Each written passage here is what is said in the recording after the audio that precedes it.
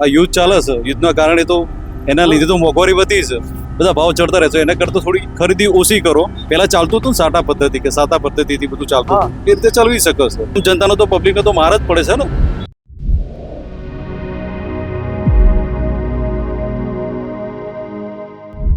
નમસ્કાર મિત્રો, આપ જોઈ રહ્યા છો ગુજરાત પ્લસ ન્યૂઝ અને હું છું નિકુંજ. તો નરેન્દ્ર મોદીનું એક નવું નિવેદન આપ્યું છે, જેમાં એ કહી રહ્યા છે કે સોના ચાંદીનો ખરીદી ઓછી કરો અને પેટ્રોલનો વપરાશ ઓછો કરો. તો તેને લઈને જનતાના શું વિચારો છે સર આપણે જાણીએ. હા, શું નામ છે તમારું? ઠાકોર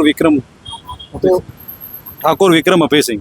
તો જે નરેન્દ્ર મોદીના નિવેદન છે કે તમે સોના ચાંદીનો વપરાશ ઓછો કરો, તો શું તે વાતને જનતા માનશે એવું લાગે છે તમને? માનશે ને, કેમ નહીં માને? આ યુદ્ધ ચાલે છે, યુદ્ધના કારણે તો એના લીધે તો મોંઘવારી વધી છે. મોંઘવારી તો શું, ગરમી પણ વધવા લાગી હવે તો રહેવાનું મુશ્કેલ થઈ ગયું. હવે તો ગરમી કેટલી વધે છે.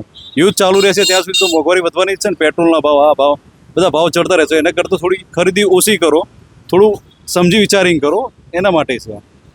અને જો કોઈ નાના વ્યક્તિની ઘરે પ્રસંગ છે મધ્યમ વર્ગના, તો છે તો સોના ખરીદ્યા વગર સંપૂર્ણ થઈ શકે ખરા? થઈ શકે ને, કેમ ના થઈ શકે? અત્યારે મોંઘવારી છે, આવતીકાલે ઓછી પણ થઈ શકે, અથવા આગળ જતો ઓછી પણ થઈ શકે, તો ત્યારે આપી શકે છે ને.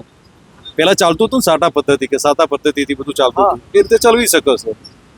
જીવન જરૂરિયાતની વસ્તુ છે, જે ખાવા પીવાની વસ્તુ, એ ના મળતી તો બરાબર છે. સોના ચાંદી વસ્તુ એ તો બે નંબરની વસ્તુ છે કે ભાઈ લગ્ન પ્રસંગમાં આપવું જોઈએ, પણ આપવામાં જેટલું જરૂરત હોય એટલું આપી શકે છે. જે ઓવરલોડ આપતા હતા એના કરતાં થોડુંક માપનું આપે. અને જે પેટ્રોલ ડીઝલને લઈને નિવેદન આપ્યું છે કે પેટ્રોલ ડીઝલનો વપરાશ ઓછો કરો અને પબ્લિક ટ્રાન્સપોર્ટનો યુઝ વધારે કરો, તો તેને લઈને તમારા શું વિચારો? એમાં પણ એ જ છે ને, પેટ્રોલ ડીઝલના અત્યારે ભાવ બહુ વધી ગયા છે. અત્યારે તમે જુઓ છો, એક ગાડીમાં એક જણ હોય છે, એવું વિચાર કે એક ગાડીમાં 4 જણ બેસી જાય, 2 જણ બેસી જાય, તો પણ એનું નિકાલ આવી શકે.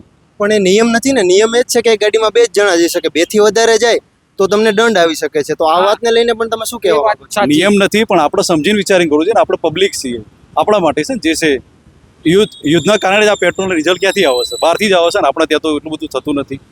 ગેસનો નિકાલ, ગેસ છે, આ બાટલા છે, બધા અત્યારે લોકો કાળા બજાર કરે, આ બધું કરે.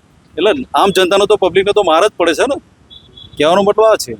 હા, તો એ જ હું કહેવા માંગુ છું કે તમે 3 જણા જશો તો એનો આપણને કોઈ વાંધો નથી, પણ જે પોલીસ છે, બીજા કર્મચારીઓ છે, તે પણ દંડ પાડશે, તો એ લોકોને પણ સમજવું પડે. એવું કઈ કહેવા માંગુ? હેલ્મેટ માટે છે ને, બે માટે બાઇક પર તો 2 જણ જાઓ. ગાડીની વાત કરી મેં, ગાડીમાં 4 જણની વાત કરી ને. મેં બાઇકની વાત નથી કરી કે 3 જાય 4 જાય.